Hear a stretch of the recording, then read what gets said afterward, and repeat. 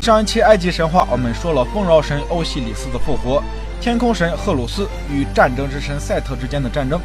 猛然惊觉说的都是男神之间的事。那咱这一期就来说一说埃及女神们的故事。神话之中另一个有趣的地方在于，女神的力量很可能在某些时期超过男性神明。像希腊神话中，宙斯娶到第7个老婆赫拉之后，就再也没有娶过其他的女人。这并不是因为宙斯忠贞于赫拉，而是受限于赫拉强大的力量。在天后赫拉的淫威之下，宙斯只能到处去偷情。而偷情时的宙斯见到赫拉之后，立刻溜之大吉。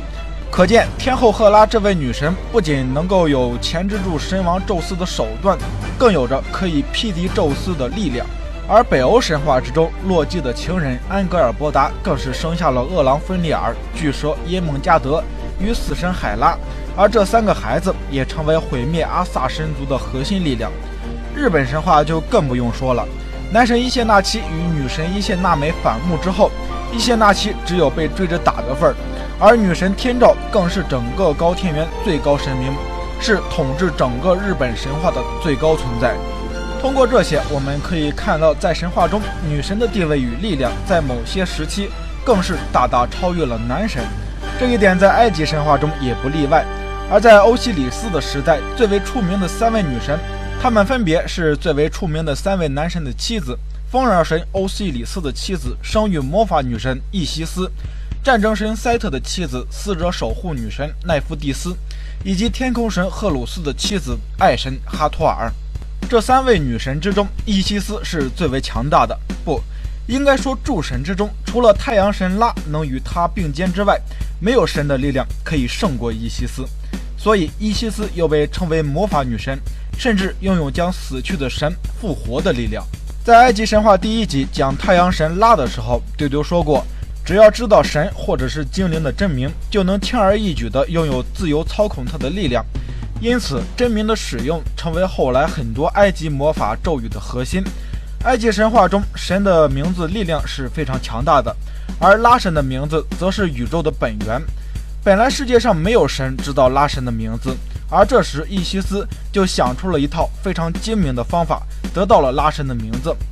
不过伊西斯作为拉神的后裔是无法伤害拉神的，能够伤害拉神的只有拉神自己。伊西斯仗着自己强大的魔法，将年迈拉神口中所流出的唾液收集起来，然后用这些拥有神力的唾液创造出一条毒蛇，一旦被这条毒蛇咬到，将受到无尽的痛苦。伊西斯把这条毒蛇放在拉神每天要经过的道路上，每当拉神驾驶的太阳经过这条道路时，这条毒蛇就会咬拉神一口。如果是普通的毒蛇，根本无法伤害到太阳神拉，但这条毒蛇是拉神唾液所变化的。换种说法来说，其实这条毒蛇就是拉神本身。毒蛇使得拉神身中剧毒，瘫痪在床，世界又陷入了黑暗之中。众神都因为拉神唾液中的神性而无法拯救拉神，于是他们想到了被称为魔幻女神的伊西斯。拉神也知道女儿伊西斯是特别有本事的，就请她来帮忙去除自己体内的蛇毒。然而这一切正中伊西斯下怀，伊西斯便趁火打劫，威胁拉神透露出他自己的真实姓名，声称不知道他的真名就无法帮他治疗。拉神并不愿意把自己的秘密说出来，因为他知道这会给予伊西斯与他一样强大的能力。然而伤口的疼痛最终让他无法忍受，从而妥协了。最终拉神体内的蛇毒被彻底的清除，伊西斯也如愿以偿，将拉神的神力完全转移到了自己的身上，成为了诸神之中法力最为强大的女神。伊西斯虽然得到了巨大的能量，但当她自己的丈夫欧西里斯被赛特分成14块藏匿在埃及的各个角落时，也是没有丝毫的办法的。这个时候，第2位女神奈芙蒂斯就出现了。奈芙蒂斯是死者守护女神，所以她能够精准地找到欧西里斯的尸体。最终，除了被鱼吃掉的生殖器之外，奈芙蒂斯找到了欧西里斯的13块尸体，最终使得欧西里斯复活了。看过丢丢以前节目的同学应该知道，奈芙蒂斯是赛特的妻子，而赛特与欧西里斯是敌人。那么奈芙蒂斯为什么要背叛自己的丈夫，去帮助欧西里斯复活呢？其实这里面还涉及到了另外一位神，这个神相信大家都比较熟悉，他就是冥神阿努比斯。阿努比斯是古代埃及神话中的死神，以胡狼头人身的形象出现在法老王的壁画之中。他是埃及9柱神中丰饶神欧西里斯和战争神赛特的妻子奈芙蒂斯的私生子。没错，阿努比斯是欧西里斯与赛特的妻子奈芙蒂斯偷情所生的私生子，这也是赛特为什么一定要杀死自己的哥哥欧西里斯的原因之一。奈芙蒂斯爱慕欧西里斯，所以在欧西里斯被赛特分尸之后，毅然反叛自己的丈夫赛特，帮助伊西斯复活欧西里斯。至于奈芙蒂斯与欧西里斯的孩子阿努比斯，后来则成为了冥界的神，如同死神一般，是保护死者的灵魂以免其遭受伤害的神。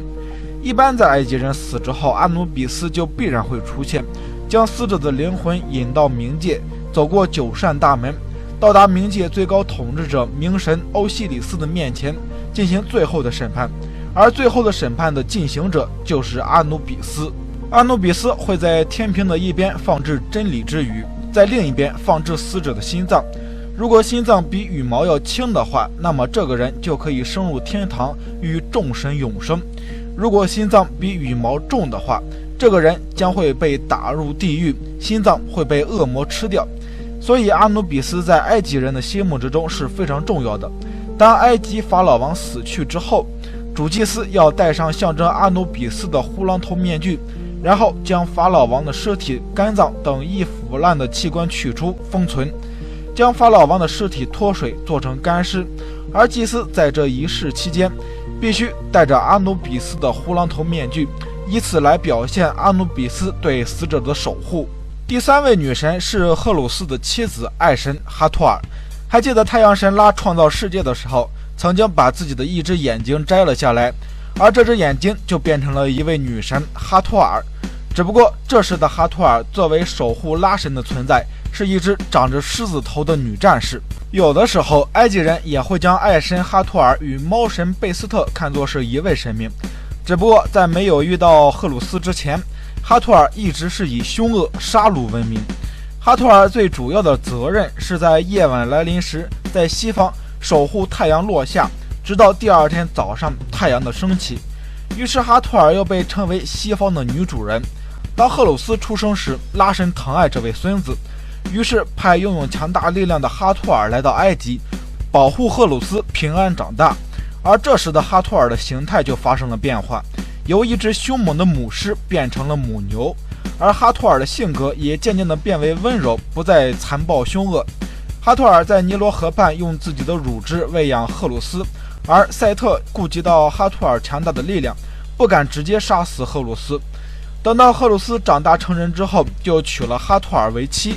后来赫鲁斯在与赛特的战斗中眼睛受伤，在哈托尔的照料下恢复了视力。赛特为了报复赫鲁斯，将女神哈托尔掳走并加以侵犯，直到后来赫鲁斯打败了赛特，才让哈托尔在尼罗河畔居住下来。